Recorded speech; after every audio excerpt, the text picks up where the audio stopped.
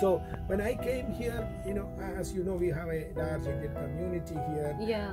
And so how did your embassy help NRIs in Kuwait you know, we have for a COVID?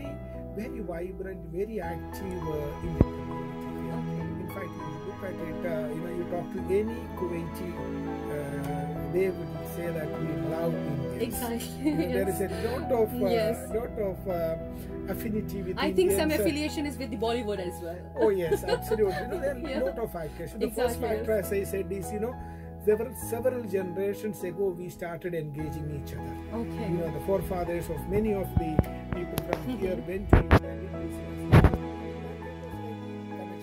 Yeah, connection, exactly, people to yes. people connection, that still remains. Exactly. And from there then comes the you know, large Indian community here. And if you look at every field, they are present. You know, medical field, a large number of Indian doctors and nurses are there.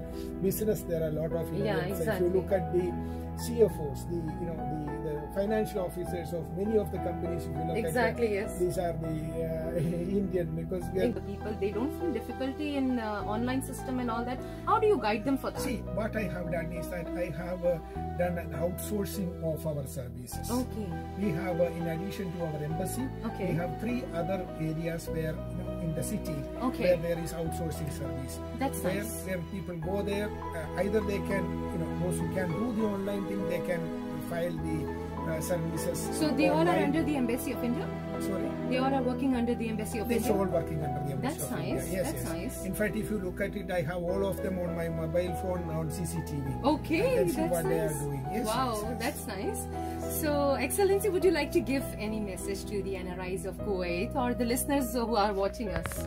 See, my first message is that yes, these are difficult times. Yes. We are facing one of the biggest challenges humanity has ever faced, and it is our responsibility to work towards safety and stay safe, defeat this COVID pandemic. Let us work together.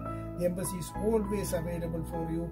It is a home away from home. Any issues where you need support, where you need advice, we are always available. Thank you very much, Ambassador, His Excellency Sibi George. It was wonderful having you on our show. Thank you very much, Thank sir. you very much.